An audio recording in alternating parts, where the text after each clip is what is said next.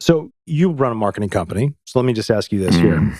What makes you win in marketing? Basic stuff. I'm not talking about like the nuance. What makes you win in marketing? I think it's the individual, because I don't think anything can be replaced. So if you're talking... No. I mean, like, if I was just somebody random and say, hey man, what makes somebody win in marketing? I don't know, dude. You have an answer for this, I feel like. Yeah. Of course I do. Okay, just stop leading. I don't like being led. No, but I like to like set you up to look stupid, and then it makes me look extra smart. I get it. You understand how this works. Yes. Right.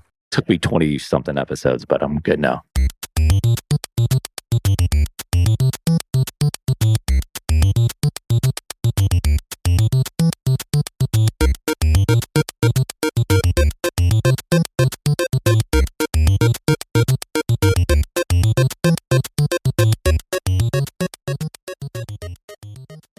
Hey-o. Yeah, that's it.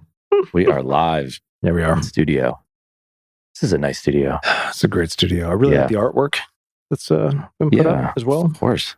And I brought my pen and my iPad again. Yeah. Draw some pictures. For sure. Please.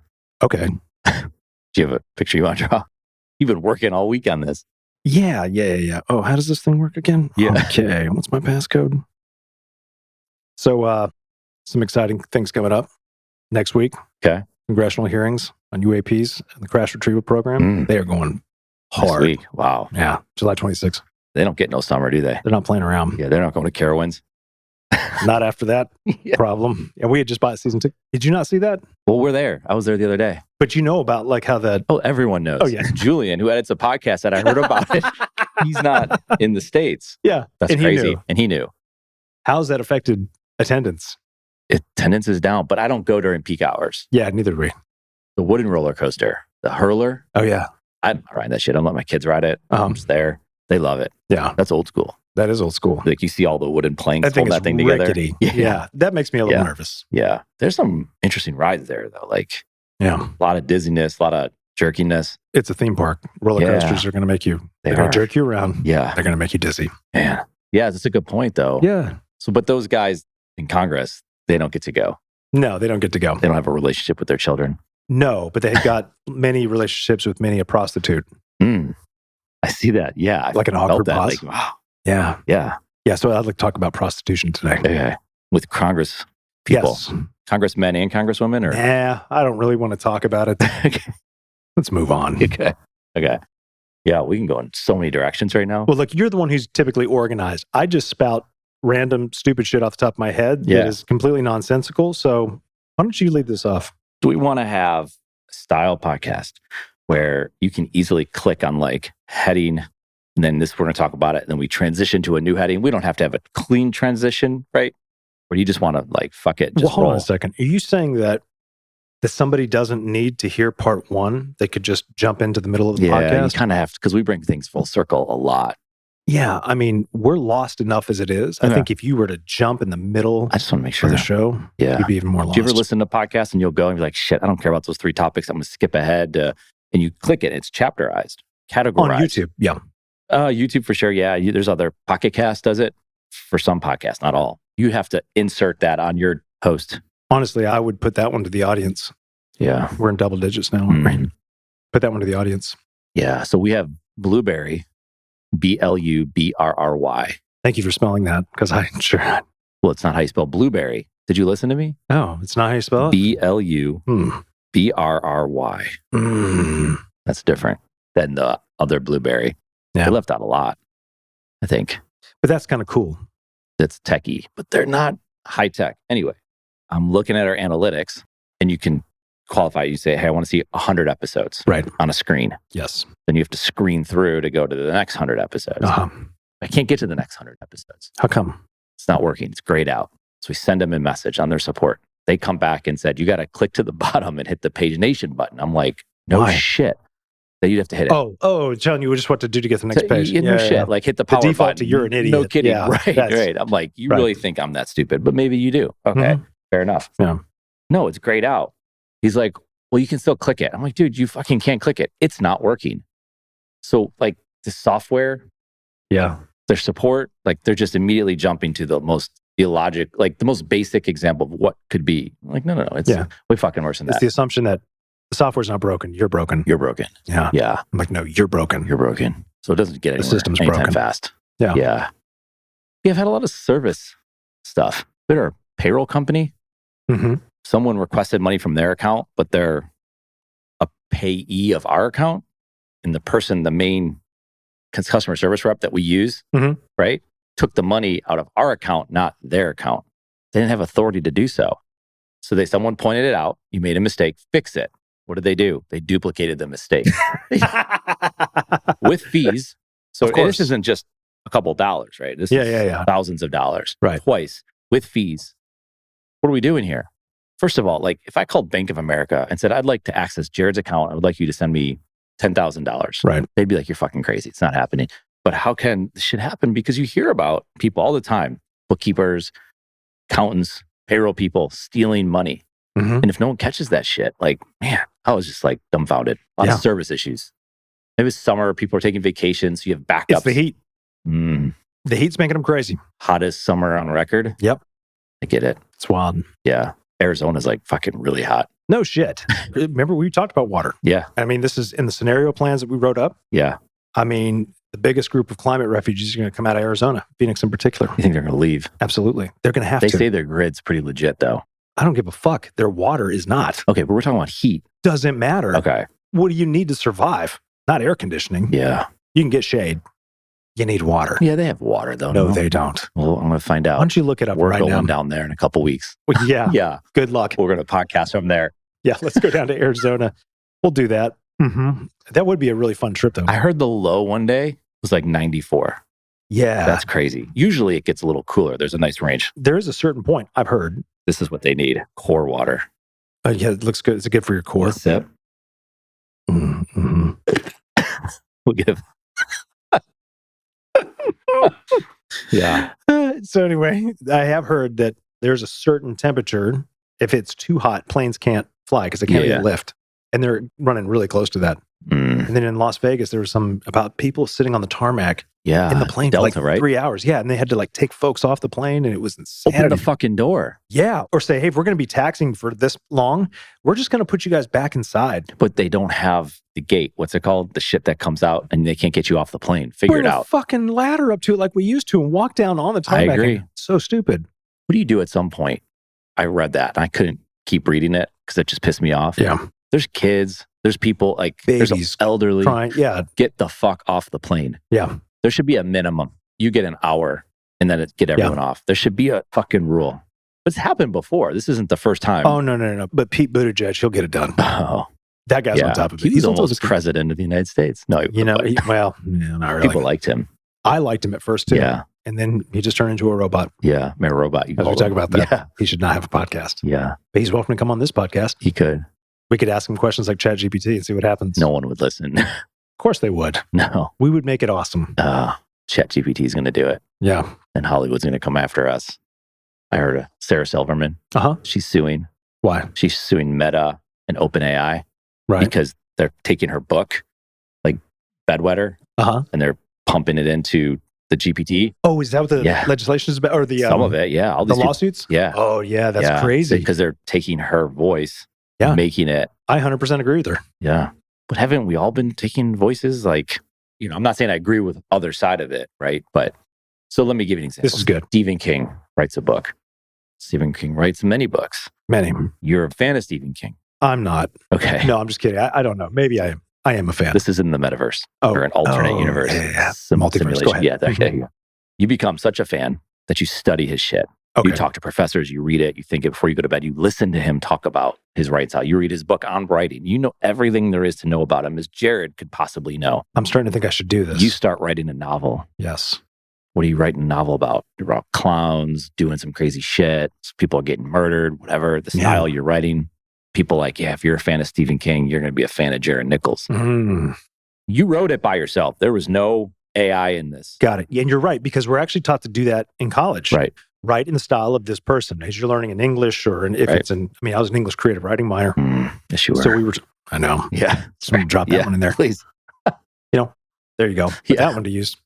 But yeah, you'd have to be right in the style of a certain poet or a certain author. Yeah. Because you would study their style. So you would study their stuff. But even if you weren't just, and I'm not saying copy, that's Right. different. Like if I copy your words and I steal your characters and all, that's crossing the line, right? That's copyright infringement. We're all on the same page. But if I'm influenced by Stephen King and maybe some other people as well, I mean, maybe I can include him in my writing and say, I just want to give a shout out to Stephen King for like being the greatest writer ever. Sure. But like at what point, like it's kind of what we've been doing all along. You know what I'm saying? Like being inspired by other people. So what is the actual lawsuit state? I mean, I could pull it up and read it. So what's the issue? They're writing jokes. They're taking Sarah Silverman's content, yes, pumping it into GPT, right, and coming out with an output that sounds just like her.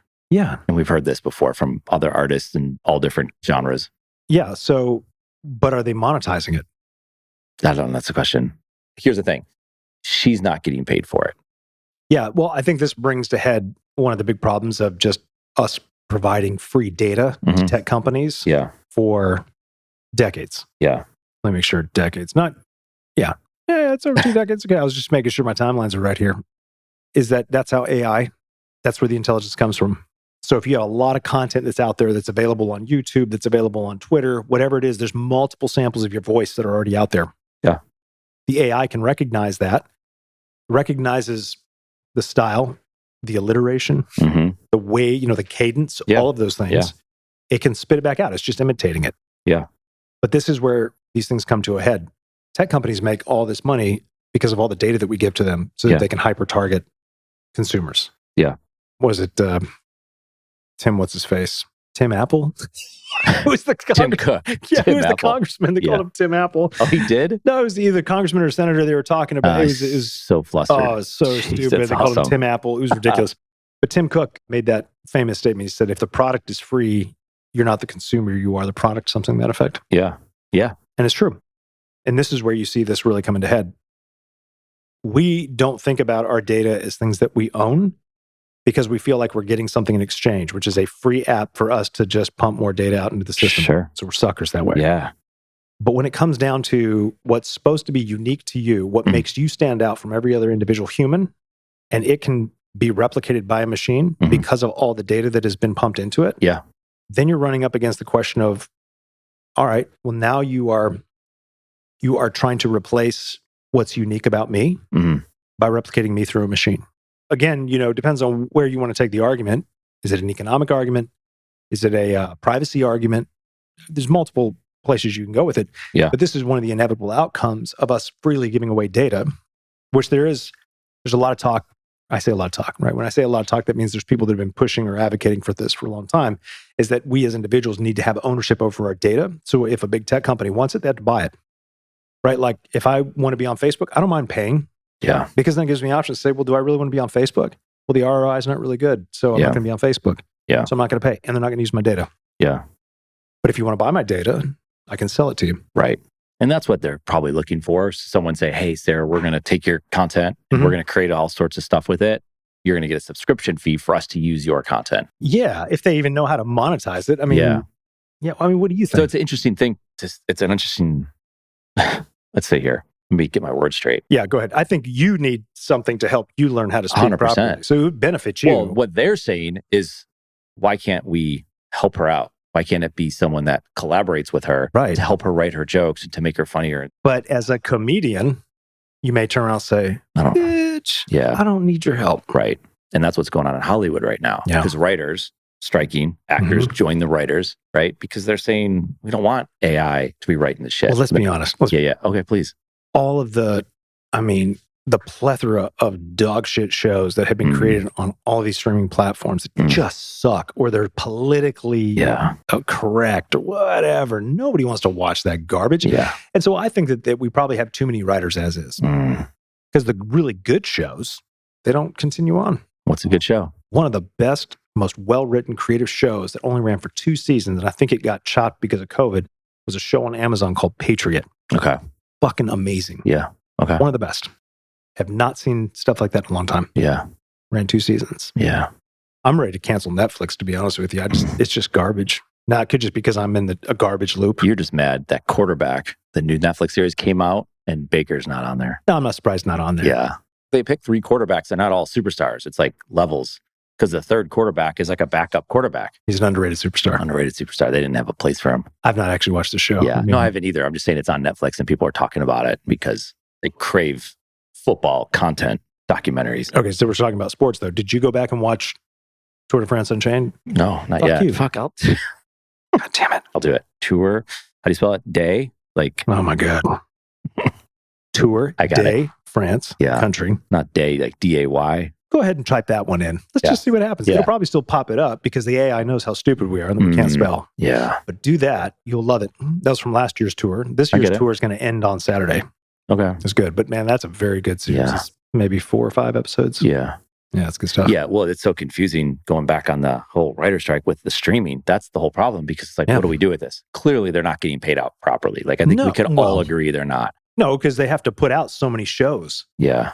But musicians have been dealing with this shit forever. It's like you put a song on Spotify, it gets how many downloads and how much money did they get paid? They can't figure that. Like Snoop had a whole thing about it. He's where's the fucking money? I had 1 million downloads and how much did I get paid? Yeah. No one understands. Like you go work for a company, you go sell a bunch of shit, and then a check shows up in the mail with no explanation as to like how they got there. Just be like, I'm happy I got a check. Yeah. The problem that's also, I fucking keep saying that's why it's interesting. It's only interesting once in a while because if you overuse it, we've talked about it. But don't censor yourself. I had to. It's been a few weeks, so I'm having to like, just shit's coming back. You can say whatever you want. Yeah. I'm here. So what were we saying? I don't remember. Yeah. I mean, which part? We're talking about a few things. We're talking about the writer's strike. We're talking about music. We're talking about Spotify. Spotify was started by, if I remember this right, it was music execs who were losing money because of all the downloading. Oh, it was Napster. Well, Napster was one of many, but I mean, Napster was the one that was in the limelight. No, but okay, I got it. Yeah. The people behind the scenes, the caterers, the cleaning crews, they got nothing. Their business is totally screwed. At the same time, wait, they got nothing for what? If there's no TV shows being written, there's no caterers to come in, there's no people to work all the shit that we had to do. Yeah. Someone's doing that on a movie set, right? I'll plug in the shit. My earphone's not working. They don't have a job now. Right. So it becomes the people that are working very low salary jobs that have nothing now because everyone's on strike. At the same time, if you attach your wagon to something bigger and that something bigger falls apart, you're out, right? It's like if your whole business is based on the success of the NFL, when the NFL is doing well, it's really good. Yeah. If the NFL strikes, you got nothing. Yeah. That's just life, I guess. It is. Here's the other thing about writing and ChatGPT.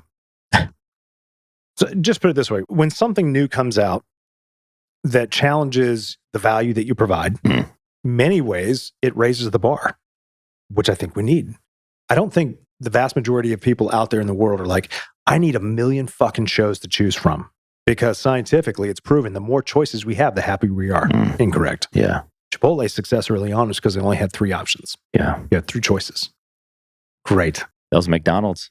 Same thing. Yeah. The fewer options you have, the happier you are because you're like, these are my options. Tesla did that shit with their car. There's like 3 options. Yeah. Don't give me like 26 different ways variations. that we can. And if you do this, you got to add that. Yeah. Like, well, I don't know. This seems too complicated. Now I'm concerned I'm going to make the wrong choice. Right. Okay. So if ChatGPT can pump out these scripts, remember where AI gets its data from. Yeah. If the vast majority of scripts that are out there of shows and everything are just dog shit, it's pumping out dog shit shows. Right. So what it's going to do is it's just going to do the same thing that people have been doing, but it's going to do it faster.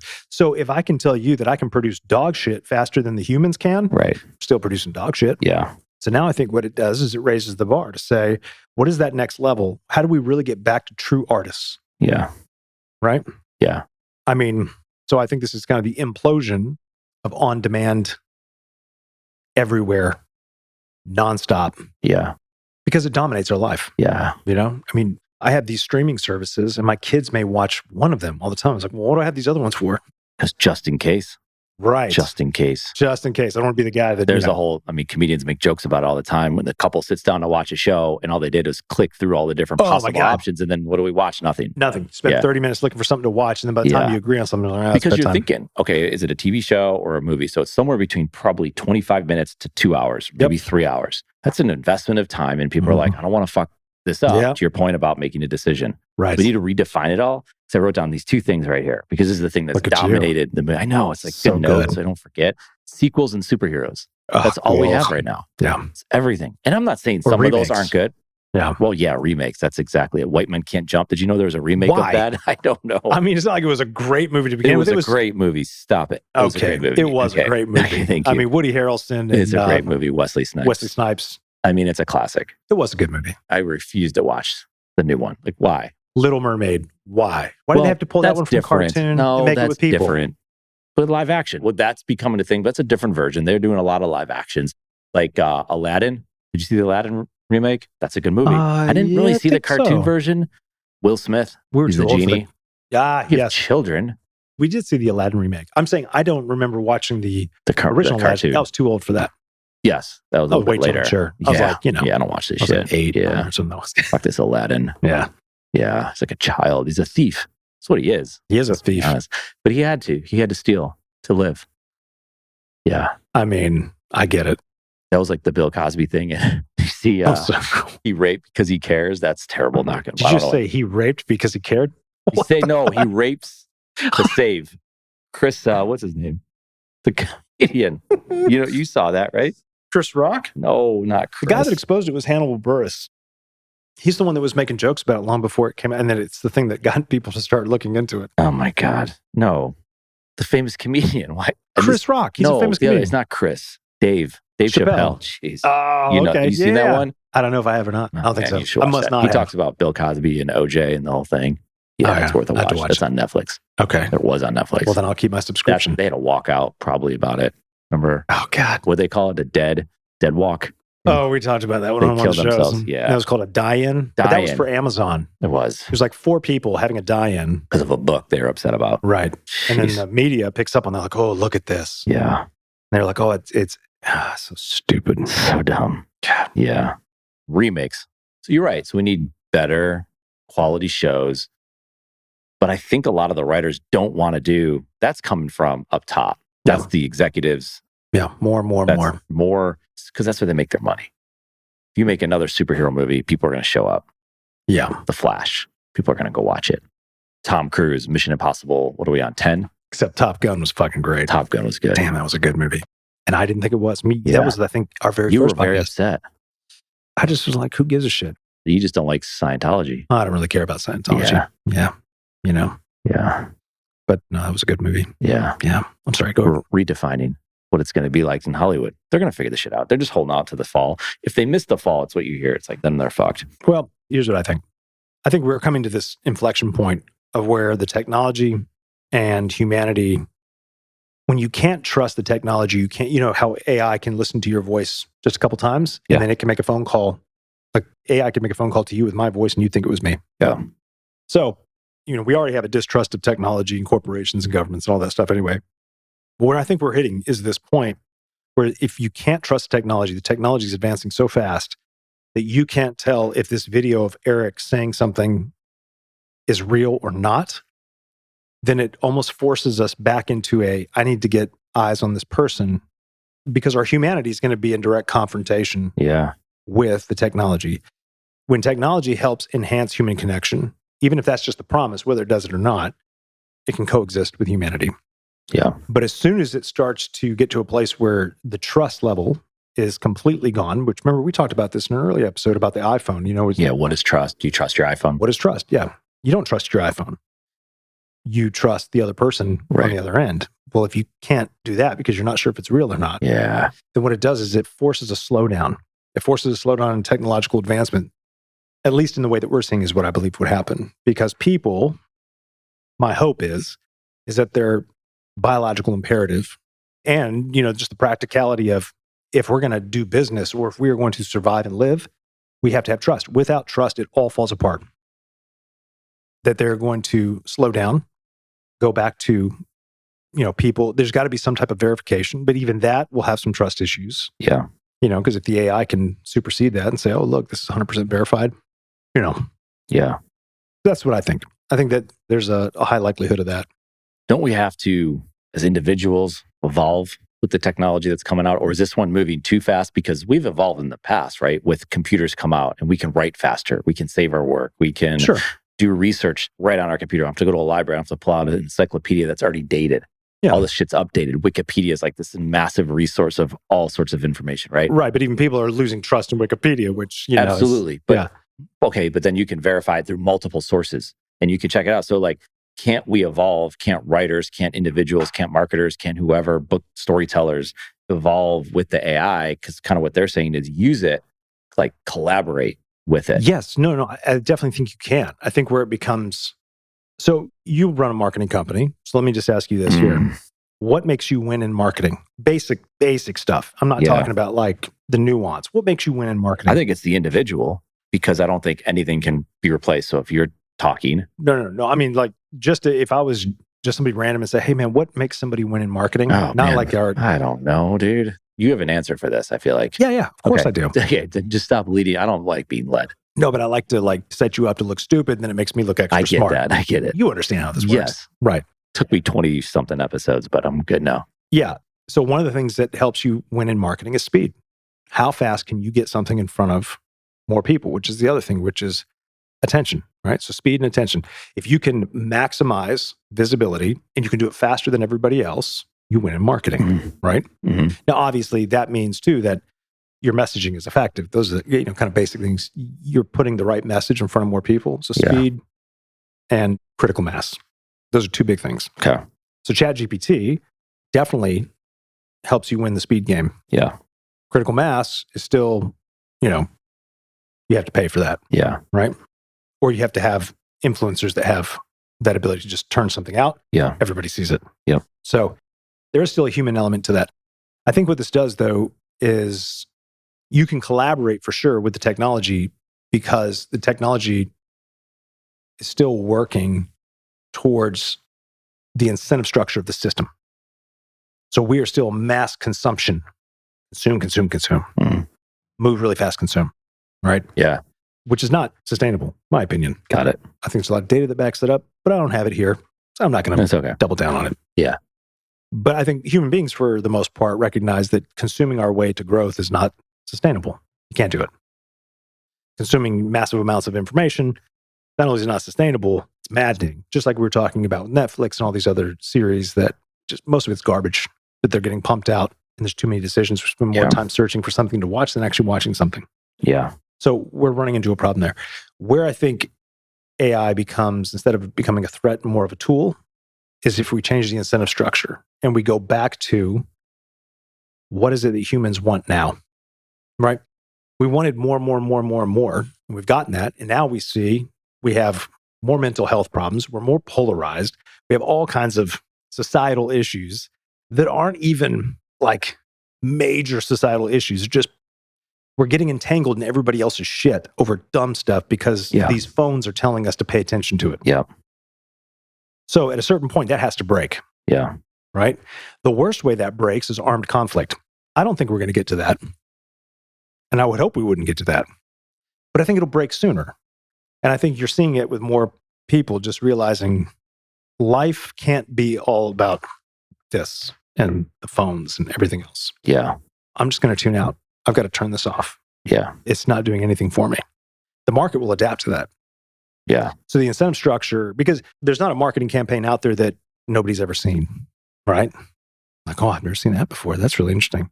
We're just recycling, just like, reruns and sequels and everything else. We're recycling old structures and ideas, old sales tactics, all that stuff, and just pumping it right in front of your face. Yeah. Everybody knows what it is. Yeah. Right? Yeah. I mean, unless you've been in a cave. Yeah. Right? Then all of it's pretty amazing. You're like, wow, this is great. Yeah. We're doing this. It's podcasts. Yeah. Part of that problem. We're part of the problem. No. We are part of the solution. We are saving. Yeah. That's right. What we do. Yeah. But before you save, sometimes you have to go through your own deep shit, I guess, right? Of course you do. Yeah. You have to That's be the story. self-aware. Yeah. That's good. What all you just said right there, there's been a few times I'm like, man, I'm glad I picked Jared as a co-host. I am too. Yeah. I'm glad. We talked about this with simulations. In fact, you sent me the video the other day because I wanted to send it to somebody. Yeah.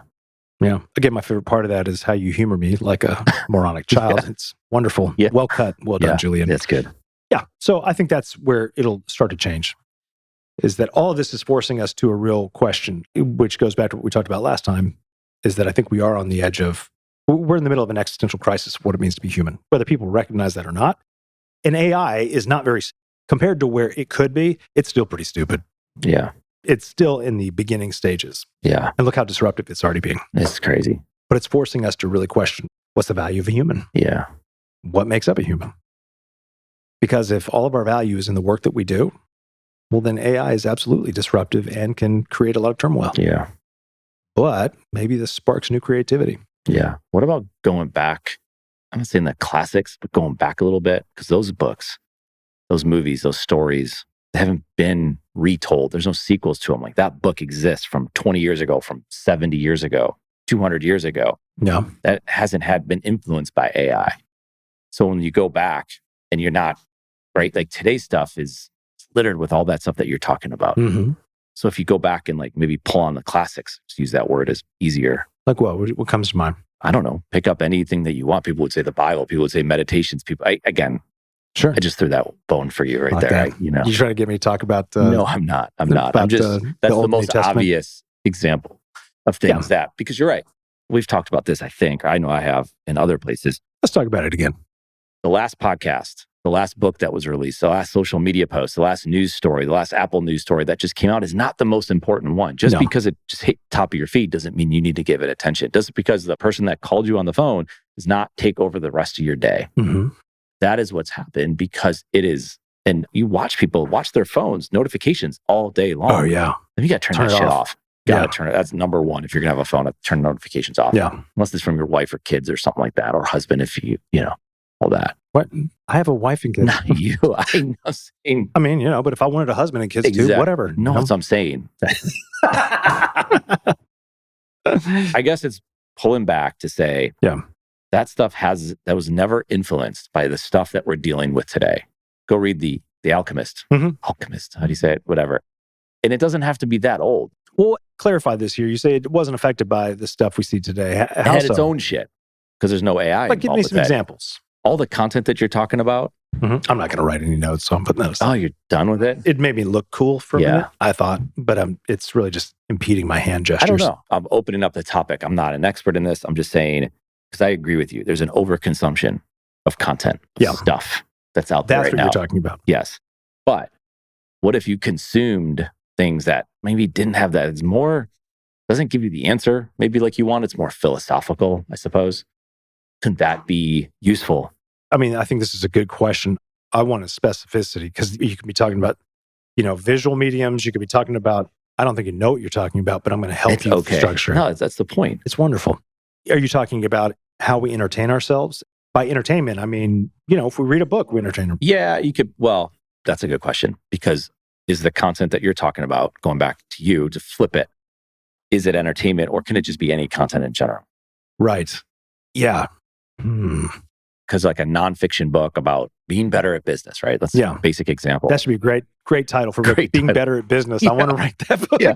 But AI could write that book for you. Absolutely. So why would you read that shit when you could go back and read, I don't know, pick a fucking book. People say this, read the classics, read the books that haven't been influenced by modern shit, right? I don't know, dude. Yeah, but back then when they were written, they were being influenced by modern shit. So I don't think it's a very strong argument. Yeah, but they stood the test of time. What's good here will stand the test of time too.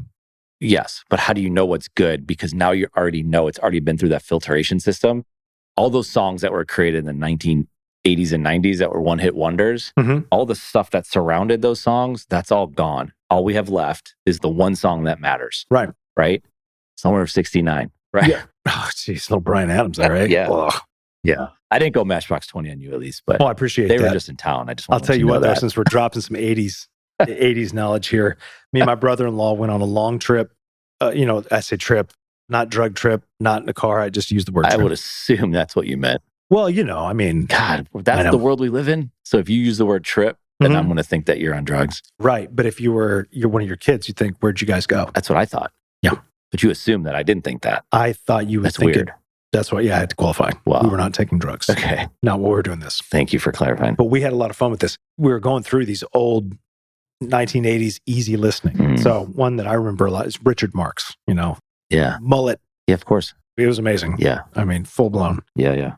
So from all the hit movies, the 80s movies, Top Gun, Rocky, there's one guy who was singing all those songs. I can't remember his name. Kenny Loggins, I think. Loggins. Yeah, that's right. Yeah, Kenny Loggins. Footloose. Yep. did all that. Yeah. Anyway, those are considered great songs, but why? But they made it through the filtration of all the shit. Because they were also attached to a movie Okay, that made it through the film. So you see, absolutely. there was something that projected that forward. For sure. Nobody would think, oh, this is a great song out of context. Jamming out to Top Gun's like takeoff scene at the beginning of the movie unless it had Except that shit is dope. No, it is dope, but because it brings you into that moment of watching the movie. Yeah. Highway to the Danger Zone? Oh, man. I mean, who doesn't want to go to the Danger Zone? You know? Yeah. He's talking about a highway, and these are jets. They fly. But you see what I'm saying? So you know what's good now because it stood the test of time. Today's TV shows or songs or books, you don't know until you fast forward 20 years. It stands the test of time because it had cultural significance and meaning. Right. It's something that a certain generation can come around and go, we all remember that. We remember how it made us feel. They did it before it got nostalgic, is my point. Because think of, oh, geez. Okay, so a book comes out in the year 2023. Okay. And because it's the new book, because it's on the bestseller list, does not make it a good book, doesn't make it worth your reading. Will you read that book in 10 years or 20 years? Especially if you know how that game works. I know, absolutely. You got to pay $500,000 to get on that New York Times bestseller list. Absolutely. There's all sorts of algorithms you got to follow. There's people that will not buy a book that was written in the last year. I'm talking about nonfiction stuff. It may be fiction too, but because they want to see what's lasted. Okay, but how do people know what books to buy? They talk to other people. Exactly. Yeah. That's the point. Yeah. Or not algorithms. Or they talk to, I like these books. Can you give me examples of other books that I might like based off of these? Yeah. And it kicks out some pretty good data. Absolutely. So it's not a bad thing. Right. It's the social media thing. It's like really great on one end and it's really terrible on the other. Well, let's get philosophical with it too, Please. right? I mean, we hear these ideas of it's not the destination, it's the journey. Of course. That's a real part of it. I mean, you and I have both worked for ourselves our entire professional careers, right? Nobody's paid us to get out of bed. So there's an excitement about the hunt. I had to go corporate for a little minute. Oh, okay. Well, then I'll just talk about the beginning. Right. You never had like a cube job? Never. I mean, I had a summer internship when I was in college, but not like as a graduate. And here's my career. You've never been in an office? No. I've never been a W-2 employee of a corporation on salary. You have to come here and eat lunch with us and all that. Yeah. Never. Mm. Unless you're talking about summer jobs. Yeah. So you would never get the movie Office Space? Oh, no, I would. Okay. And that was from working at an insurance company for one summer. I was working at Aflac's corporate headquarters. Yeah. And it's just like it was hilarious. And that was around the time that it came out. Yeah. So, no, I get it. But going back to this is that, shit, man, what we're talking about. I was going to make the point that we've never, books, going back, algorithms telling you, sorry, old age. No, that's okay. This is how we flow. Friday. It is Friday. It's hot out. It's the heat. The heat's making me nuts. Again. We went back to Phoenix. That's way too far back. Okay. Is it global warming? I mean, I'm just totally switching it. We can come back as soon as you think of it. Mm-hmm. Or is it like some 50-year cycle we're in? Like, what the fuck's going on? Vermont, the rain. What the hell's that all about? Did you hear about that? The wildfires and... Oh, yeah. I mean, it's crazy. So it was smoky here. I know. That was nuts. Yeah. And that's so all we were Canada. Up in Pittsburgh and Buffalo. Oof. And in Pittsburgh, we looked and I saw it. And I'm like, holy shit. And we met some people on the street and they were telling us like the air quality. People were wearing masks. I'm like, I thought COVID was over. Oh, yeah. COVID's over. No, they said it wasn't. No, but it was the air quality. Right. So then it comes down to Charlotte, North Carolina. So anyway. Yeah. The world's on fire. You see the heat maps? Oh, yeah. It looks like the world's on fire. It's nuts. What's happening? So. Okay. I'm not a scientist. Okay. But I do think it's a mix of a number of different things. Definitely climate change. I do believe there's cycles. We see that. Yeah. Because like 50 years is nothing. Right. It's not just one thing. Yeah. I mean, definitely it's a mix of cycles. It's a mix of human contribution. Well, I mean, those are the two big things, right?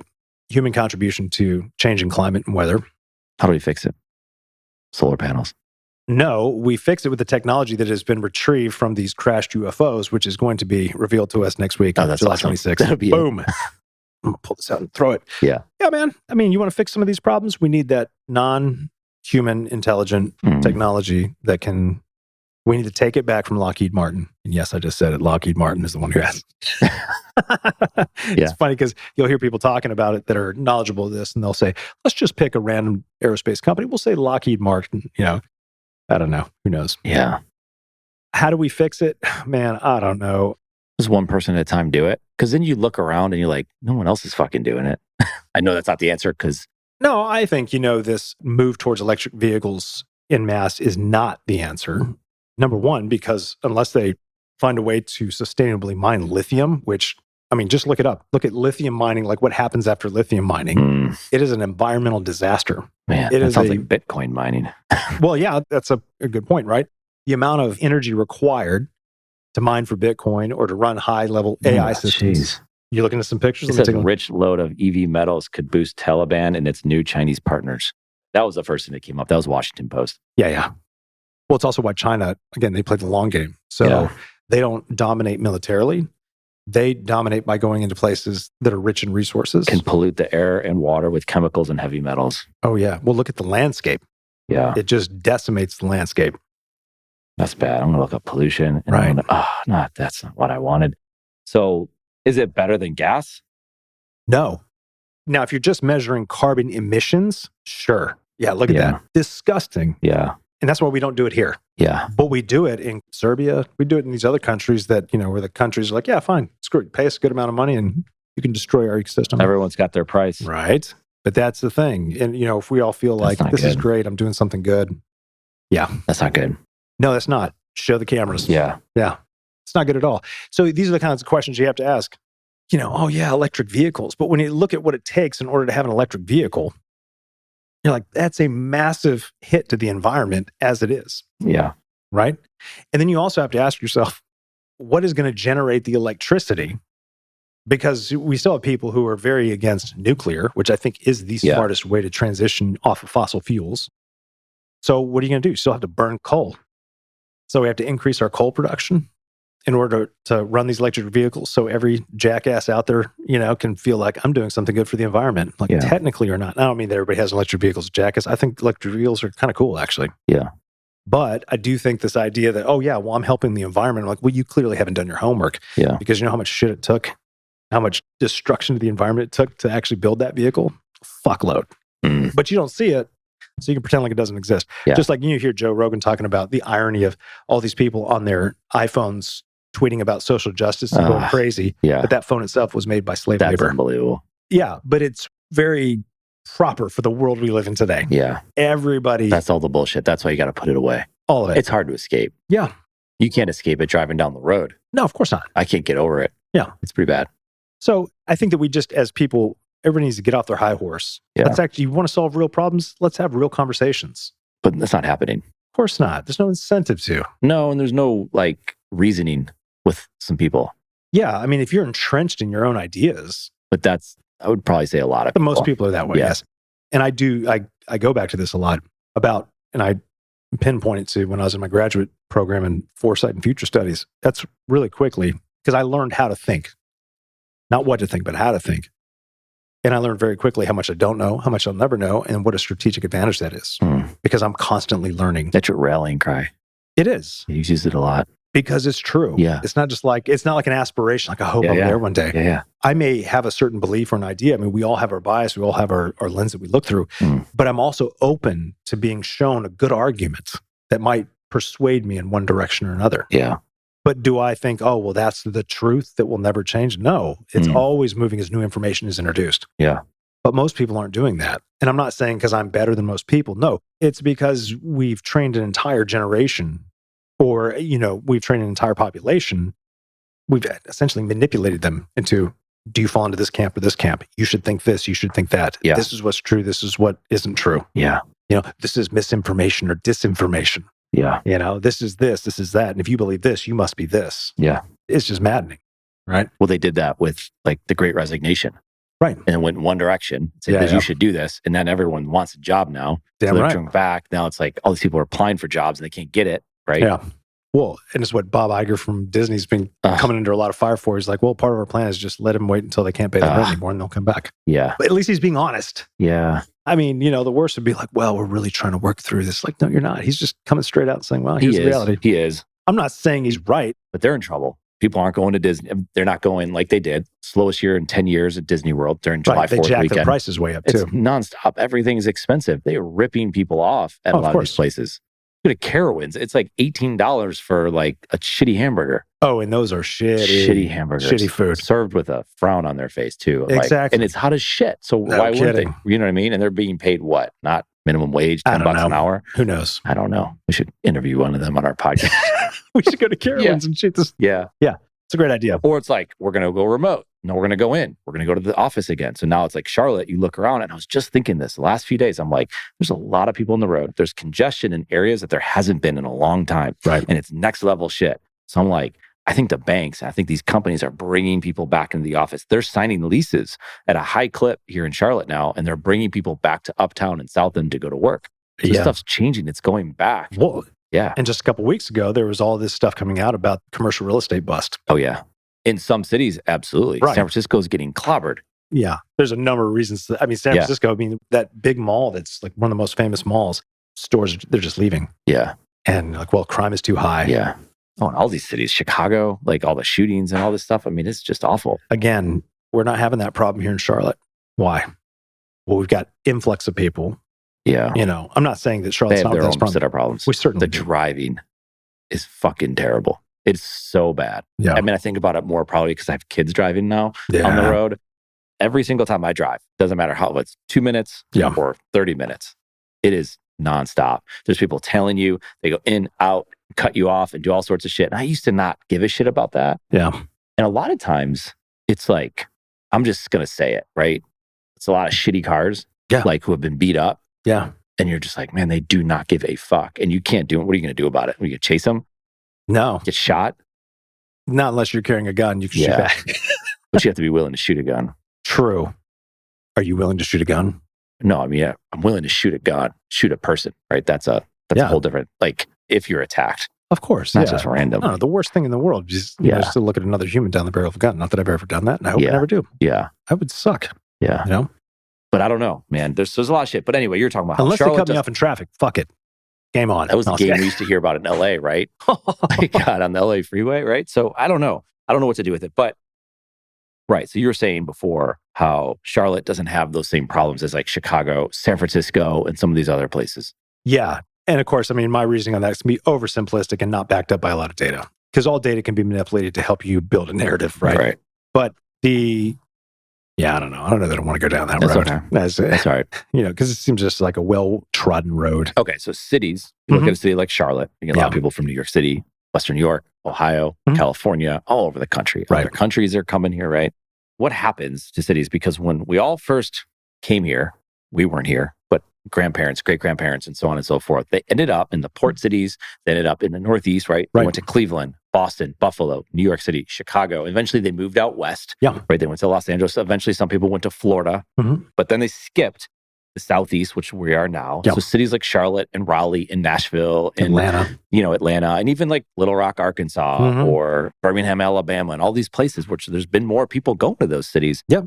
That wasn't an option for a lot of people at one point. Obviously, people were there. So I'm not saying they weren't, like no one was there. They were, and they're built something. What happens? Because, so I'm from Buffalo. Yep. Your dad from Cleveland. Well, he's from Southeast Ohio, but Okay. But when we went to college, a lot of people don't go back to their home city. Right. And they did it for wanted to maybe do their own thing. They were in another part of the country. They got a job offer. And then there's like these resources say, you can be in a city like Charlotte. Yep. The government isn't going to rape you. Yeah. Where the weather's more normal, where the taxes aren't crazy and all these different things. So people left and I get it. Some people went back home to their hometown and a lot of people didn't though. Yeah.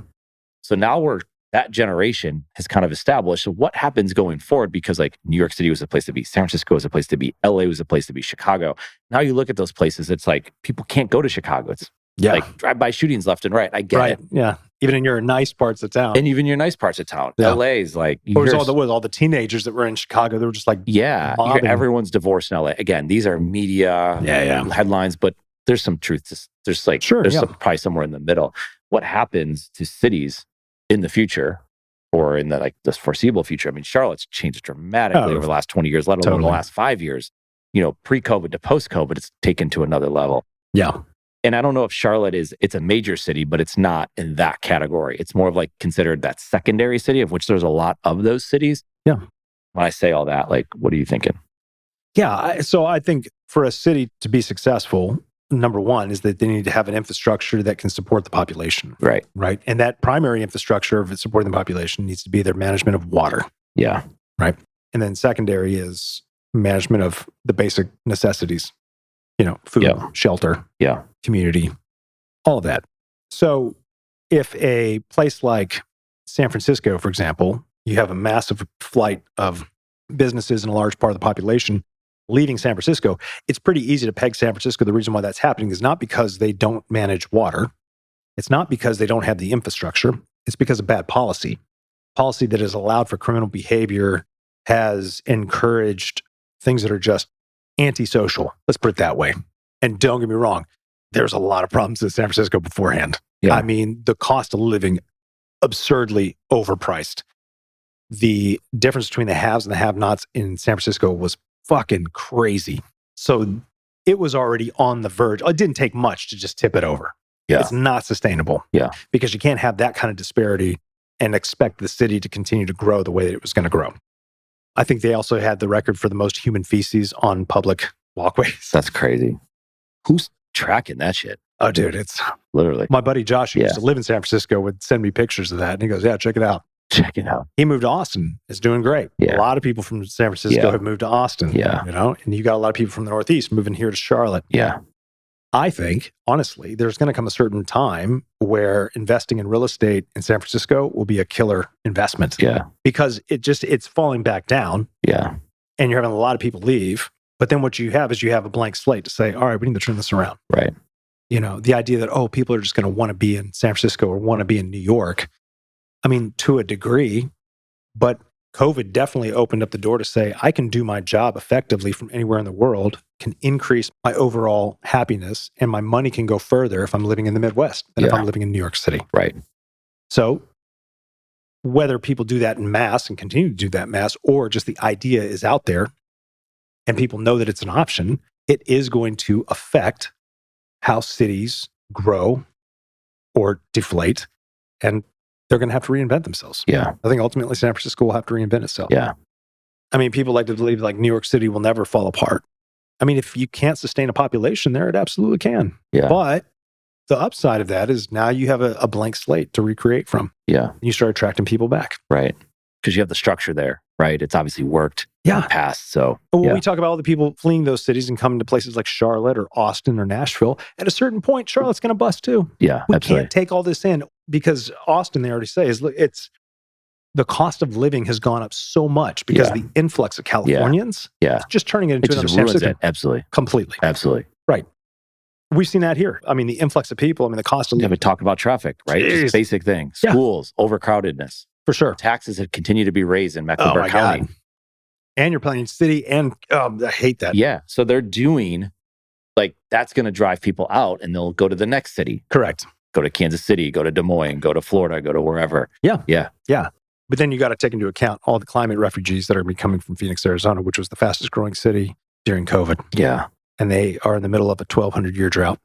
And they don't know how to manage their water resources. And now there's some uproar because, the public is realizing that one of the largest users, if you will, of water. I know the answer. Is what? Golf courses. Well, that, true. But no. But even more than that, way more than that, is the Saudi Arabian company, I don't remember the name of it, bought up the water rights in so many places. So they're growing alfalfa. It's illegal to grow alfalfa in Saudi Arabia. Right. Yeah. Because it requires so much water, but they use it to feed their beef cattle. Beef cattle, that's the only kind of cattle there's. So they feed their cattle, right? Yeah. So now Arizona's come out and saying, no more. We're canceling the lease because all that water is being dumped into alfalfa, which is incredibly... Yeah. It's just a hot mess. Yeah. And then they're taking that alfalfa and shipping it back. But the way it's been framed is like, oh, let's blame the Saudis for the water problem in Arizona. I'm like, no, fuckers. You're the ones who had the problem because you've encouraged nonstop development. Yeah. Sure, you shouldn't have leased your land to the Saudis or to the Chinese or anybody else. Don't do that, right? Like, think long term. Think like they do, long term. Yeah. China thinks long term. Saudi thinks long term. Yeah. The United States thinks in quarterly intervals. Yeah. Because that's when the stock market, what's our quarterly earnings? Well, quarterly, what are we going to do this next quarter, this next voting cycle, this next this or this next that? Then all of a sudden you have an infrastructure that cannot support the population. You don't have the water. And people have got to go somewhere. Yeah. So then they come east and then they put more stress and pressure on a failing infrastructure on this side of the country because we are not investing in water infrastructure the way that we need to. We're not investing in, making 21st century roadways. Yeah. We're trying to create 20th century roadways. That's the thing that always gets me. So if you're coming east, well, people are coming from the west or they're coming from the north. Charleston, South Carolina is another one. I spent a lot of time there, going to school there. There's a lot of projections. That place is going to be underwater soon. I mean, that's one thing. That's a different kind of water problem. But the infrastructure is awful. Holy shit. And the problem is there's water everywhere. It's a different kind of water. It's the salt water, right? But my point is they all bottleneck. You could build a bridge, but how many bridges are you going to build? Seriously, and then there's people everywhere. They're buying up land. And they don't realize that people are getting attacked by alligators now because the alligators are saying, fuck this shit. Right. Yeah. And that's terrible. It's tragic. It is. But it's happening. I'm all for killing alligators in mass. In Seabrook Island, they fought off an alligator. Yeah. He had his foot and he fought away. But Hilton had a woman's out walking her dog. She never came home. And then they finally found her. The alligator was guarding her body. Thanks. He didn't eat her. No, yeah. So, had already killed her, but it's terrible. But anyway, so that's the infrastructure. It leads to alligators. Sure. It's this whole cycle. Yeah. I don't know, man. I mean, that all sounds depressing. I think, though, no, but, I'm an optimist. I really am. I just think that we also have to look at, we do need to look at human history and cycles. And we need to, predicting individual behavior is very difficult. Predicting human behavior in mass is not so difficult. Yeah. That's why it's so easy to manipulate large populations. Okay. You're starting over. Jared gets a new start. Fresh lease. Kids are good. New lease on life. School. You can have your choice. Where's the Nichols family moving? I'm buying land. And I would love to have not tiny houses, but, like just 3 or 4 of them and then connected by, like little walkways. So the kids can have their little spot. We have our spot, but that we create an environment that encourages us to be outside. Where is this? Oh, I'd go to Union County or Cabarrus County. Oh, so you're staying in the Carolinas? Yeah, our whole family's finally moved here. I mean, it'd be a real dick move to encourage them all to be here. If you could move them all together and put them strategically in their own place that works for them, different kind of question. Yeah. Seattle. Okay. No. Too many serial killers. Yeah. Where would we go? The Charlotte area is actually a good area to be in. Yeah. Another area that I, because I go there a lot and I just love the town, is Knoxville, Tennessee.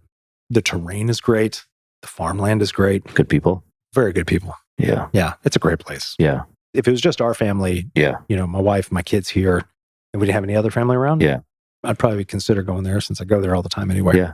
But no, I think Charlotte's a great spot. I think this is a really good area to be in. Yeah. We still have plenty of acreage, And to me, it's, I don't know, ever since COVID, I've just had more of this bent towards self-sustaining practices. So learning different skills that I may never have to use. Right. But that are just good to know that I have them. Yeah. Right. To be less dependent on technology, less dependent on some external structure that I need to have. I'm not talking about going completely off the grid, but I am saying that you do have to consider the fragility of our infrastructure.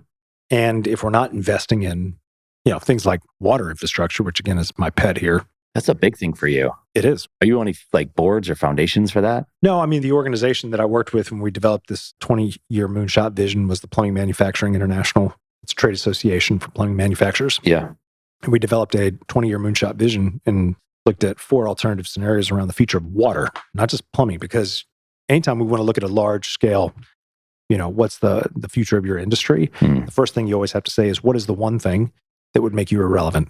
Well, for plumbing, it's water. If there's no water, who gives a shit about plumbing? Right. Nobody does. Yeah. It's useless. So it's dependent on the flow of water. And that's what they do. So our focus then is on the future of water, but not just water in general, like, oh, water's becoming polluted or water's here or water's not there. We have to say, what is the thing that's going to make you irrelevant? And then we zoom out. We say, let's talk about water. Let's talk about where things are, what's going on right now. And infrastructure. Now we start to zoom back in. Now we start to look at where the real opportunities. Yeah.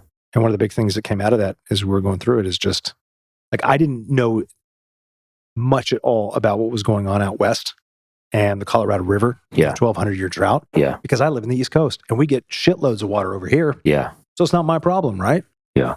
As soon as you start looking into it, though, you're like, it could be your problem. I'm going to do some on-the-field investigative reporting. I'm doing it. I'm going to find out for you. You really should, man. Yeah. No, it's interesting. Yeah. So, I mean, some of the things that came up in the scenarios were, potentially armed conflicts, like small armed conflicts across the borders of these different states because they are fighting over water rights. Yeah. Threatening to cut off, to dam up the Colorado River. Damn. They'd be surrounded because then you have Mexico and they got the wall there. But Mexico's having a big problem because the Colorado River feeds into Mexico. Yeah. And so they're getting like this little trickle. And now it's just, what do we do? Yeah. Right? So, yeah, man, I mean, it all goes back to that.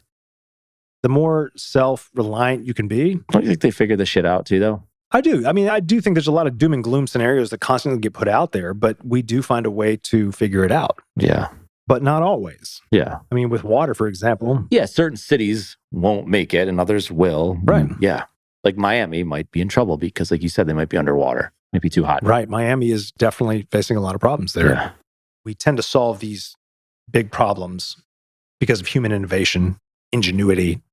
But again, we're only looking at a small portion of human history. Yeah. And it's the one that's only relative to a generation behind us and a generation ahead of us. Yeah. Right? Yeah. But when you look at human history overall and you look at empires, their growth and their collapse, for every empire throughout human history, their inevitable downfall, because all of them do fall, right? The inevitable downfall or the downfall of all those, primary reason or the secondary, but most of the primary reason has been the mismanagement of water. Yeah. This is what caused the downfall of, what was it was out west. Was it the Hopi? Mm. Oh, I'm probably fucking this all up, man. It was this incredible civilization that was in the Southwest United States before there was the United States. Yeah. You can go, you can see all the cave. They're not caves. It was homes built into the caves. They had this was the place to go. All roads led here. There was no natural source of water except for rain, but they had figured out how to control water. Anasazi? Oh, the Anasazi. Yes. Yeah. That's one that came up. They couldn't manage that water anymore. Jeez. It was all gone. Yeah. Gone. The Mayas. The Mayan civilization, same thing. Water. Aztecs, same thing. Mm. The Roman Empire, same thing. They had an incredible management of...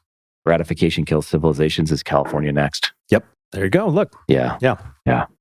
So it's the thing. I do believe that this crisis is the biggest threat to national security. I really do. I'm not just saying that to sound, dramatic. The more you dive into it, the more you realize the implications long term of what this could mean. Yeah. Holy shit. Yeah. And you look at where we're putting all our time and attention. Yeah. It's amazing that we haven't imploded, right? Mm. I mean, I love America. I think we do some incredible things. I also do think that, our short-sightedness is going to bite us in the ass. But maybe that's what we want subconsciously so that we can rise to the occasion again. I don't know. Yeah. That's a good story to tell ourselves. That's a good story to tell. Yeah. That's good stuff. Thanks, man. Can I get a high five? Yeah, let's do it. Oh, don't, but you do it and it throws up our shit. It's like, yeah. What about the downfall could also be like, you go to the gym, big parking lot, and you pull in and you see like far left, far right. You can park there, but it's a walk. Yeah. People are fighting for parking spots right in front. Yeah. They're going to the fucking gym. Yeah. Park far away and walk your ass to the gym. Yeah. Then it leads to people getting angry at each other. Mm-hmm. Obesity is a real problem in our country. Man, eat a lot of food. So that's deep. But it just starts with going to the gym and just fucking park further away. Park in a different parking lot for all I care. It's not about the parking. No, it's not. But that's the depth of it all. It starts in the parking lot. You should write that book or get ChatGPT to write this book. It'd be interesting to see how they pull this all together. Yeah. Yeah. I think Google. Google AI pitched. This is going back on this shit, but it's all good. That's how we do it. Pitched New York Times and all these different publications to use this to be their reporting, to help the reporters. They wanted to help the reporters. Right. But Google AI pitched it and they're like freaked out because they're like, shit, they're going to take our jobs. If your first instinct with AI as a journalist or as a reporter is like, oh my God, I'm going to lose my job. Yeah. Then you must already kind of know you suck at your job. Yeah. Let's be honest. Yeah. A lot of journalists suck at their job. A lot of them aren't journalists. Yeah. That's the other problem. That is a problem. Just like a lot of writers aren't really good writers. Yeah. I mean, it's kind of like the world of experts. If everybody's an expert, nobody's really an expert. Yeah. It's like, got to look back. You got to look deep. What are you good at? What you improve? What you do this? It's like, yeah. I bring those two topics up simultaneously and I didn't do that on purpose, but it's like when you think about it, man, like have some accountability. Yeah. Park your fucking car, take your ass and walk to the gym. This is an issue for you. Let's talk about this one. I like this. No, it's a definite. Did you almost get into a fight? No, I didn't. I was good. Okay. I was just sitting there in line. I'm like, what are we waiting for? I mean, you're people? A pretty compliant guy, so I can see that. 4 cars. Because of you. Because you're compassionately aggressive. Compassionately aggressive. Yeah. Yes. Yeah, I got it. Yeah. And you're passively compliant. Passively. That doesn't sound good. Anyway. Yeah. Right. I don't know. Like, everyone's worried about something. I guess I am too, because I'm worried about some person who, not one person, is like lots of people. I don't know. Maybe they have nothing to do with each other. But I bet you I could get AI to write a story about that and mix it all together. I think you could. It'd be awesome. I have no doubt you could. Yeah. And I think you should. No. And then I think you should publish it and we should charge a monthly fee. Ooh, that's the thing that people are thinking. So with AI, if you're worried about your voice being stolen, which you could do, they're still going to get to it, but you can gate the content. Dude, look, like I've told you, remember, so I'm finally using Jasper, like after paying for 9 some odd months and finally really diving into it. And I think I was talking about this last time, is that they've got this whole new feature called brand voice. Yeah. And it's really good. But again, so it'll kick out outputs based on the prompts. Like it's got all these different things that you upload for a knowledge base so that it's just trying to mimic you. Are you worried that what if Jasper says, we don't need you anymore, Jared? We're going to... Why would they do that? Because they can go sell the new futurist. Well, sure. Old futurist. But again, like if people know that it's not me and that it's just a AI kicking it out. Better version of you. Not necessarily, because again, human beings, what do we move forward on? Trust. Yeah. And I'm not going to trust technology because that's just, humans don't trust technology. One of your things that you could do is help people like turn it off. Yeah. Like you could do that. You think so? I do. We have a documentary. We're going to follow you and your family around. Bam. Oh yeah. But then you see a raging hypocrite because I don't turn it off. Yeah, you do a little bit. I can. Yes. Yeah. But I'm also very open about that. Yeah. Is that what I say we need to do? I'm also talking to myself too. 100%. Yeah. So I recognize it because, I see how much time and energy it takes. That's why we have a podcast, so we can hold ourselves accountable. Accountability. Yeah. Because you can't say all the shit and then go home and be like, I don't know. Yeah. That's why I always qualify and say, well, look, this is an issue for me. Yeah. It needs people like you just take a stand. I really like how you build me up. This is so good. Well, it's like LeBron. LeBron has his sneakers. He works with Nike. Where's his shoes made? Yeah. China. Where does the NBA make most of their money? China. And then they complain about these things. And I get it. But it's like if LeBron says, I've had enough. Yeah. We're going to make our shoes. Cleveland, Ohio, Akron, Ohio. That's more of a reality, I think, too. That's getting into geopolitics here. Yeah. One of the things that we put into these scenarios, and I really do just need to make this available on the page so people can download it. One of the things that we put into these scenarios as well was this reshoring. Because you were looking at, for instance, COVID, you saw nobody could get anything. Cost of goods went way up. They haven't come back down. No, they haven't. Yeah. So the actual benefit of offshoring over to China, it's gone. Yeah. There's no real economic benefit unless you were buying in massive amounts to offset shipping costs. But again, what was making the economy work so well in this model was that guys like you and me could set up products over in China that could be drop shipped and developed at such a low cost, and we could charge a high premium for them over here. Yeah. Not anymore. Margins are minimal, if anything at all. So there is more of this push to bring manufacturing back to the United States, and not just in the way they've always talked about it, like in Congress. Oh, we're going to support small business, when they turn around and sign something that does not support small business. Yep. It's becoming a market necessity to bring manufacturing back, and not just a market necessity, but a national security issue. In particular, chip production. Yeah. Right? This is the whole deal with Taiwan, by the way. You think the United States really gives a shit about whether Taiwan is independent or whether it's a part of China? As long as Taiwan is producing and manufacturing chips for us, yes. Because I do believe they are the largest chip manufacturer in the world. Yeah. I could be wrong on that. It's pretty significant. But we've also talked about we need to be doing that back here. Yeah. So the more dependent we are on other countries for the production of our goods, again, all this comes back to how our market is incentivized, which is the mass consumption of goods and services, which is not sustainable. So, we ultimately have to have that conversation. But the more dependent we are on the supply chain, on all these other countries for production, on all these, treaties and agreements, the more vulnerable you become. But if you can bring it all in-house, creates this new set of vulnerabilities, right? Because right now, China has no incentive, and we have no incentive to go into armed conflict with China, no matter how much pundits like to talk about that shit. It's just fucking stupid and ignorant. Or, China's going to call in their debt. No, they're not, because they'd go bankrupt. Like, well, if they own a certain amount of our debt and we can't pay it, well, guess what? Yeah. Well, that means that no more goods are being produced over there. Their economy collapses and it just becomes a shit show. So people aren't thinking about that in the big picture. But if you were able to make yourself less dependent on countries like China, if you didn't need all these other treaties for various economic reasons, well, then you do create a new set of vulnerabilities, because what incentive does China have not to start becoming more active and aggressive with their military, right? Right now, they have no incentive to do that. Yeah. Because, no matter what anybody says, China's not stupid. They're not going to try and go to war with the United States. We would fuck them up 3 times over. They haven't been in a war for 50 years. Is that right? When was the last time China was at war? I don't know. So again, I mean, you're seeing it with Russia. Everybody's like, oh, don't poke the bear. Yeah. Russia's kind of, struggling. Big time. Guys on the run.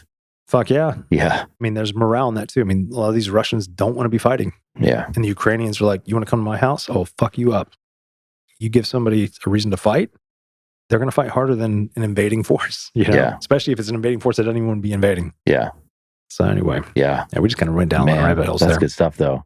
It's the overconsumption piece. This is like, that's the story that we're rolling with today. And I like that. I don't know how we get people to stop it because that's been going on for a while. Like it was before Amazon, right? Yeah. It's what made Amazon successful. Of course, because everyone's like, well, I need it. I need more. Sure. More. That was the whole Ronnie Chang, right? It's so good. I mean, it's one of the best opening bits on Amazon and the napkins, and it's too much.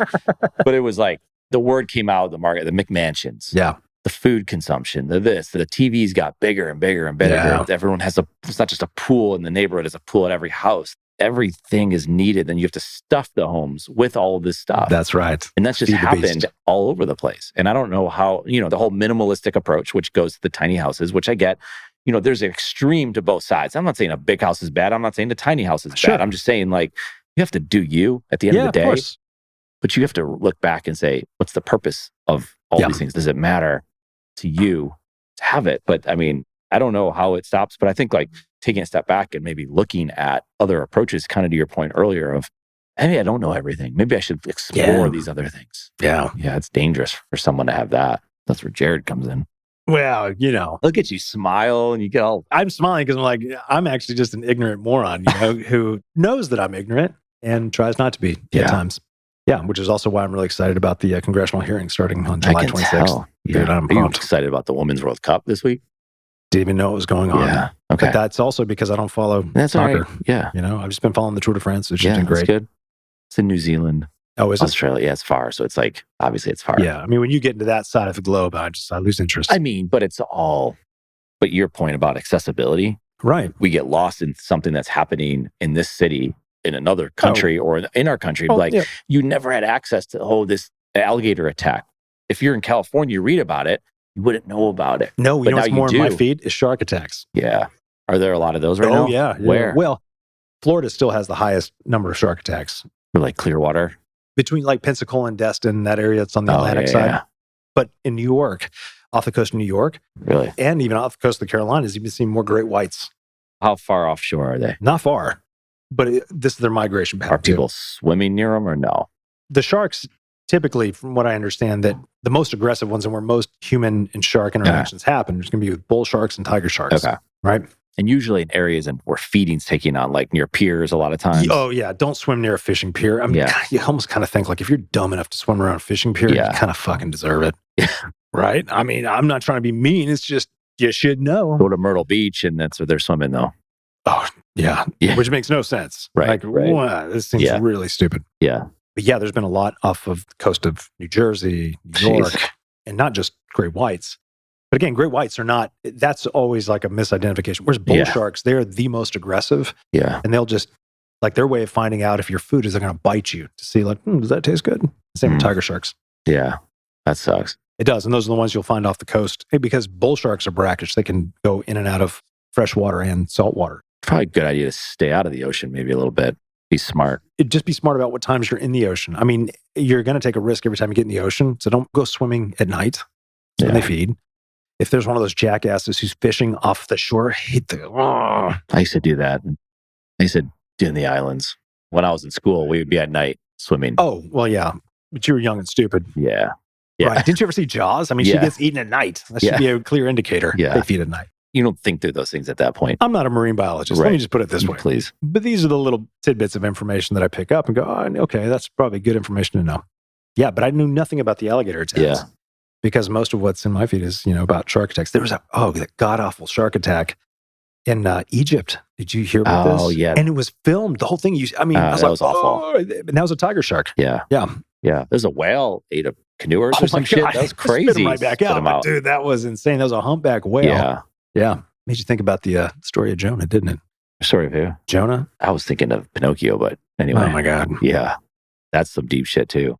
That's some Bible stuff. Yeah. That's Jiminy Cricket's Jesus Christ. You knew that, right? No, I didn't know this. Oh, yeah, do wow. tell. Yeah, I just did. JC. Nah, you didn't really. Jiminy Cricket is Jesus. That's good stuff. Whoa. Yeah. Man. Go watch some old movies. That's what we need to do. And it's like immediately in there. I think I mentioned like Bad News Bears. Within the first 5 minutes, he just, he's calling every race and nationality, smoking a cigarette and drinking alcohol on the bench. But that's also like so clean. Okay, this is funny. So do you remember the show Freaks and Geeks? Yeah, I know of it. So good. Yeah. It was great. Judd Apatow. It's where a lot of the, like Seth Rogen, James Franco, Lindsay Cardinelli, what's his name? Jason Segel. Yeah. That's where they got their start. It was on this show. Okay. It was around when we were in high school, but it's supposed to be taking place in 1980. Okay.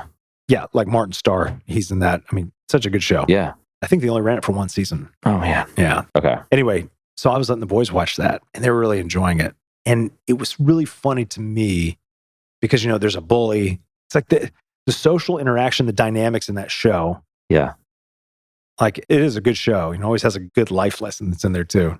But it was really funny to me to watch my boys watching that show because they couldn't relate to like the categorizations that we used to have. Yeah. Or like, or the way that, how we grew up, how you'd get treated. Like there's the jocks, the freaks, the nerds. Well, I just watched Breakfast Club. My youngest, I was like, what do you want to watch? And she saw it and she's like, watch this. She's like, can I watch it? I'm like, you can watch the show. Did she not understand it? Or she's like, what is going on? No, she thought it was hilarious. Well, that's good. But it is, because that's the whole thing is about like, you saw us as this, this, this, and this. Mm-hmm. We all had our labels. Absolutely. Right? And my kids are looking at it like, they think it's funny and they think it's a great show. But like the things they'll comment on are really interesting to me because I'm like, for us, we're like, well, no shit, man. That was just life. For them, they're like, this is novel. Yeah. Were people really like this? Man, I feel sorry for you having to grow up in this. Like, nah, man, it was fine. Yeah. Build character. It does. It does build character. It's happening. There's some of that stuff going on around too now. I think like when you have the bully situation and all that's happened there. Yeah. Oh, shit. Did you see that deer? Oh, man. He just ran across the street. Oh, my God. That's not a good place for the deer to be running. That's happening. I thought the deer was in our room. Wouldn't that be? My God, how long has that deer been here? That's not good. No, that thing's going to get hit. Yeah. You saw the movie 21 Jump Street, like not the TV show, the new one, when they show up. And that's the opposite with Jonah Hill. And dude, that's so funny. That was really well done. It's amazing because they go back and he thought he was still the cool guy. And it turns out like he's not. No, not at all. Yeah, that stuff is really funny. Yeah. Yeah, it's interesting because, like the whole bowling thing, we've over-coddled our kids and all of them are online. So they're getting influenced by everything. Yeah. It's taken away their ability to naturally adapt to social systems. Yeah. It's like everything is kind of curated and created. And, I don't know, man. Yeah. There's a situation and I was just pulling it up to see if there's an update to it. But Massillon in Ohio, big high school, right? Okay. High school football. A lot of their kids will go play. Well, they'll play at Ohio State. Like that's just my ignorance. Not that it's not important. That's fine. So anyway, the coach is now suspended. He's the athletic director and the coach. He's like beloved by people in that area. And you could say, well, is he too powerful and whatever? I don't think that's the case. Wait, was he diddling? No. Okay, good. Again, the story is he got panted, right? Like someone took his pants down, D-pants, like, in front of other people. It's like, well, that happened like every single day. Yeah, seriously. That was even Freaks and Geeks. Like he was butt naked because the kids took his football player that happened to him. And again, what happened at Northwestern? To the coach? Not to the coach. Players on the team. There's a hazing. Got it. He's getting suspended for hazing. Wait, the coach got suspended? Coach who's also the athletic director is now suspended. Probably maybe going to be fired. Because some of his students, his players. He's on leave during a hazing probe, basically. But he didn't do it. No, but players on it. So he is like allowing this hazing to happen. Did you see what happened at Northwestern football? Pat Fitzgerald's the head coach at Northwestern football, Big Ten football. Some story comes out, they suspend him. Like, why is he suspended? There's hazing going on. There's like basic stuff. We didn't know a lot about it. Like, you're suspending a college football coach in July when it's like, there's not a whole lot going on. They're getting ready for camp. So then the newspaper at Northwestern, the student newspaper, starts doing their investigative research. Turns out there's a lot of crazy shit going on at Northwestern. And the stories are disgusting. I can't even share them here. It's like really gross stuff. Like, and we share a lot here. Naked guys doing naked things that they shouldn't be doing in a locker room together. And they're treating freshmen. And apparently the coach knew about it and he would signal like a code red to the other players to take care of this. Now, a lot of people are saying that's bullshit and the coach didn't know. But if you're in that position of power, you should know. Wait, a code red. Basically, he finds out about it, tells other players like, he finds cut out, that shit out. I'm using the word code red to give an example from A Few Good Men, right? Oh, nice. I like that. Issue the code red, take care of this freshman. He acted out in practice today. I don't know if that's the truth. Oh, so the coach is directing them to do that. He's telling the players then go do crazy shit that they just did. Yeah. That's fucked up. Yeah. But is it true? They car washed him or some shit, they said. Naked. I don't even know what that means. Unless you're literally taking them through a car wash. Yeah. Butt naked. Pretty much with other guys. Oh, jeez. Yeah. I'm sorry. That's the shit that happens. But a lot of people are said it was just like, they called them like the big offensive linemen. They called them the fat guys, like the fat guys doing fat guy stuff. It's really weird stuff. But who knew about it? Who was in control of it? Right. So what happens is the board of directors tells the president, you got to fire this coach. Damn. He's gone. So he got fired. So he's lawyering up. Mm-hmm. Apparently, the person who was a whistleblower was a former quarterback, didn't really play, and he's in the transfer portal. So he's leaving Northwestern. Yeah. He blows the whistle. Right. Just unleashes this whole thing on Northwestern University, which is like an elite private school in the Big Ten. This coach is beloved. Anyway, that happens. Now you go fast forward a few weeks, and now you have other coaches, and everyone's under attack by all this hazing. And I get it. It's really bad. But sometimes you look at it, to your point earlier, to say, what happened? Mm-hmm. Like, kids' shorts got taken down. And I don't know, right? And maybe there's something there. Yeah. We don't know the true story behind it. Well, it's just like with the Me Too movement, right? Right. So you'll have legitimate, disgusting things like Harvey Weinstein, Yeah. Piece of shit, right? No doubt. Nobody's disputing that he did these things. Right. Well, that's getting to another level. But here's the point, right? So the Me Too movement starts. Yeah. Well, then what you have, because of, again, social media and how information spreads like wildfire, a bunch of people jumping on board, starting to Me Too people for things that are just stupid. Like, who was it? Aziz Ansari got canceled for something so dumb about a date. He never committed sexual assault. The girl felt uncomfortable. It's just like people jump on this bandwagon. Like, oh, I'm a victim of this too. Yeah. Well, what does that do, right? It means that the real victims, the one who have been assaulted, raped, whatever, all that gets pushed down in the algorithm. Yeah. And all this other bullshit gets pushed to the top. And then what does that do?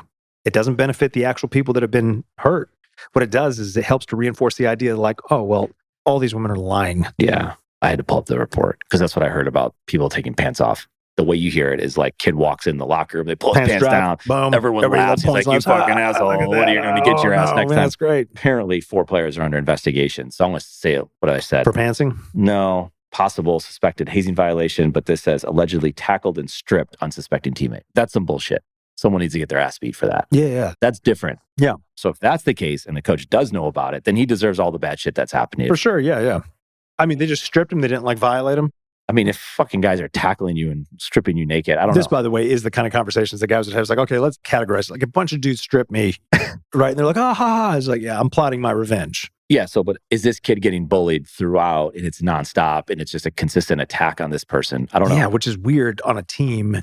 But is it? I never played on a football team, like I've always done individual sports. Yeah, there's the hockey culture, this whole thing. I think, they're encouraged to fight on this. No, it wasn't just fighting. No. There's like, again, naked shit, like weird stuff. But isn't this part of just like, when you really think about human history, you think about the Greeks and you think about the Spartans, most of them were homosexual. No, and I don't mean that in a bad way. I'm just saying that was a part of their culture, right? Like, right. So all this, like, the fighting is like, the they just fighting is, but it's not just fight. It's like, but then if you have like the trainer inappropriately touching. Oh, totally. That's different. Yeah. That's what I'm saying. That's what was going on. So the culture, I don't know if it was, who canceled the Team Canada just lost their sponsorship. We're going to have to cut this whole piece. This is great. This is good. Team Canada loses sponsorship. This is why I think every kid needs to learn how to fight. Nike has permanently ended its sponsorship of Hockey Canada as the federation continues to grapple with the aftermath over the handling of alleged sexual assaults. Pause. Did you just say Nike? It's Nike, isn't it? Nike. I don't know. You just said Nike. I think the listeners are like, what the fuck did he just say? You said Nike. Nike. Sorry. I had to call it out. The Nike episode. We are in call-out culture. I had to call you out. It's cancel culture. No, I don't want you to be canceled. I want you to be humiliated. How do you even know? There's 1,000 news stories on these topics. Yeah. You don't even know which one's real. Is one updated? Has more shit? And I guess the idea is don't fucking pay attention to it. Wait till all the news comes out. Seriously, yeah. But it's out there. Because here's the thing. High school football, it's all getting started. It's a big fucking deal in Ohio. Yeah. Oh, yeah. A coach like this who's like well-known, all this shit, it becomes a story. So let's bring it full circle. We talked about what makes you successful in marketing, speed, and attention. Yeah. And that's the incentive for pumping out news stories left and right about this, where the facts are limited. We don't have the whole story. but we don't want to be the ones late to the party. Right? So we jumped to conclusions and we got the shit wrong. Conclusions. Although they're under investigation. We have no idea what happened. Right. We don't know. Is there a story there? Is there a story? Right. Or is it just outrage and we're trying to grab attention? Oh, someone's going to get fired. Well, sure. They have to. Almost have to fire. Like that Northwestern coach had to be fired at a certain point. Well, you have to make an example, right? And Which they were is like, sad. why did you suspend him for... You knew the stuff. You already knew what happened. Yeah. And you thought a suspension in the middle of the summer was justified. Yeah. Look, the way I look at everything is if there's genuine fuckery going on in anything, if it's, you think about Me Too in Hollywood, there was for sure, right? If there's genuine discrimination in workplace environments, if there's stuff like this, abuse, especially by coaches and trainers in all forms. I mean, you saw that stuff coming out about Larry Nassar, the women's gymnastics. Oh, yeah. What a piece of shit, right? Yeah. But the institutions are covering it up. 1,000%. You see that in religious institutions. Yeah. Institutions are going to operate in the best interest of the institution, and they're going to justify. I mean, hell, the Catholic Church, man. I mean, just throw it out there, right? It's not just the Catholic Church. The evangelical churches have done this. It's just human nature, sadly, is we're going to protect this thing that we built. We're going to try and sweep it under the rug. Yeah. But you can't really do that anymore.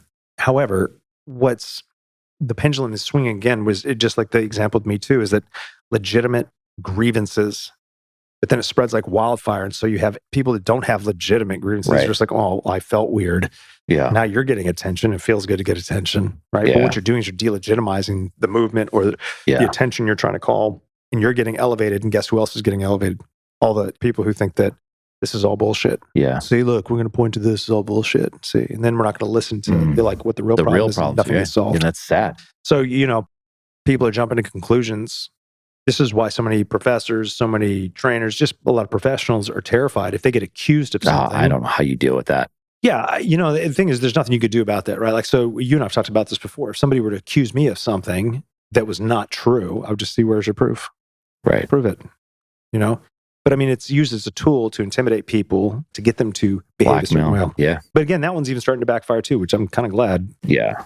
It's hard to know what to believe, man. Well, yeah. Just got to stay off of it. But you're right. Yeah, you're right. It's a mess. The college football whole thing, Tennessee's dealt with their stuff. They had to fire a coach, and it's come out that coach, that program was paying players to come to play at Tennessee. This was just happened at Tennessee. The players ended up at Georgia. Okay, so the player goes Georgia. The Tennessee coach gets fired, right? The player is good. He took a bag of money, but didn't go there. Yeah. He didn't get suspended. But there's all sorts of shit going on. But then you have the Charlotte Hornets basketball player, Miles Bridges, right? Gets suspended last year. His wife, in front of his kids, she posts a video on social media that she had gotten beat up by him. Domestic abuse, right? It's pretty clear when you look at the video, the pictures, I should say. Yeah. The kids are in the background. There's you can hear some stuff too, even in some videos. And he gets suspended, goes through the whole season, misses all of last season, comes back. She's now advocating for him, say he's not a wife beater, he's not a woman beater, he's doing all these things. And then everyone on social media of all backgrounds, of all races, are saying, what happened? Why now? What do you mean? And then she said, we don't have full proof. What do you mean? You're the one who provided the proof. Yeah. So we're super confused. So then the Charlotte Hornets host a press conference. They don't apologize for it. They say, I know I hurt a lot of people. They say really nothing. Yeah. And then they're going to say, come to watch our games. You'll be like, what are we talking about here? What are we doing? And she's saying, it's all good.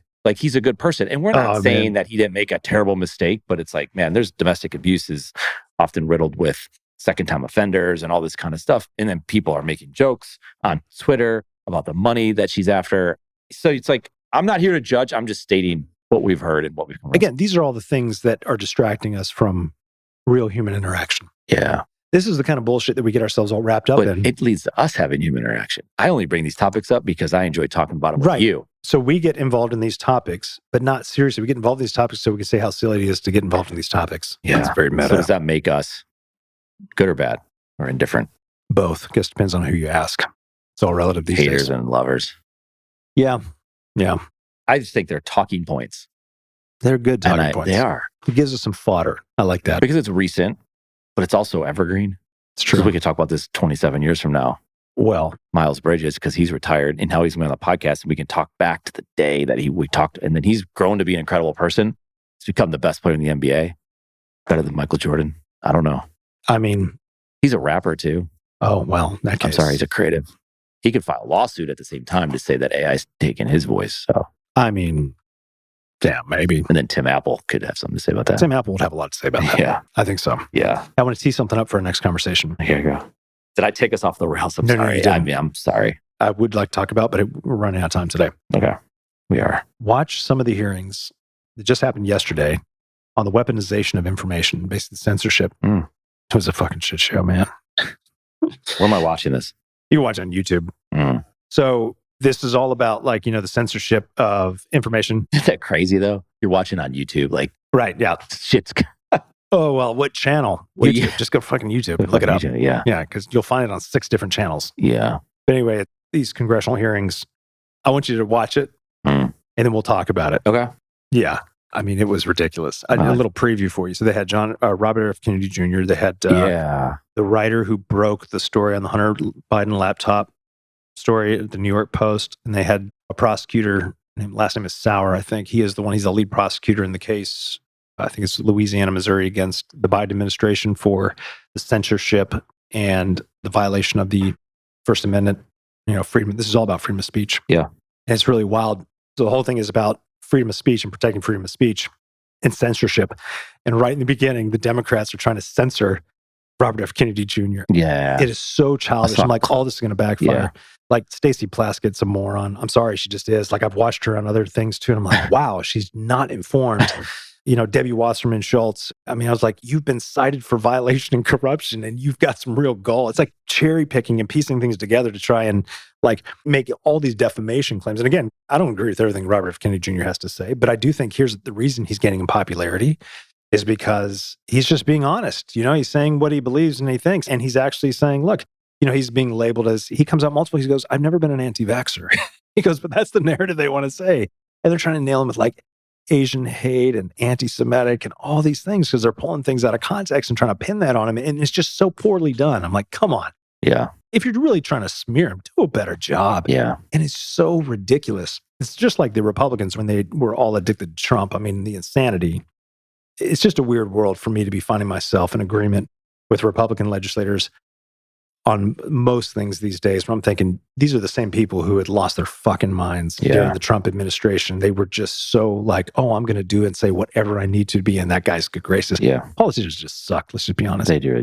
But it's interesting to watch that. You should watch those hearings because it's really like they're even coming up and they're trying to defend why the government should be able to tell big tech what to censor. They're like, because of human health and because of, vaccine misinformation and whatnot. I'm like, pause. The biggest pusher of misinformation during COVID actually turned out to be you, the government. Yeah.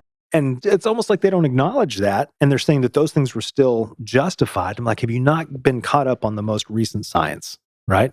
Like, oh, it was proven that those who were vaccinated and boosted are less likely, to die from COVID. I'm like, did you not just see the Cleveland Clinic's massive study that showed the more boosters you had, the more likely you are to contract COVID? And that's across all age groups. I'm that's like, crazy. Fucking bone up on the most up-to-date science that's legit. But they don't do that because they have a narrative and they refuse to listen or pay attention to anything that deviates from that narrative. And all of this was, from their side, was directed towards Robert F. Kennedy because he's challenging Joe Biden, who's the DNC's pick for... Which is so crazy because I was like, what's nuts. The end game to get rid of RFK? Because they want Biden that bad and they think he's the only chance to win. The DNC is invested in the DNC's pick. This is who's going to toe the line. I mean, they did the same thing with Bernie Sanders. They just think he's going to win. Debbie Wasserman Schultz was the one who was spearheading the obstruction and trying to knock out Sanders.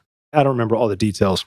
But I mean, I've just become disgusted. I've been disgusted with politics for a long time. And I say this because I was really hopeful that when Trump was voted out of office, it's like, finally, the Democrats are going to be adults. Nope.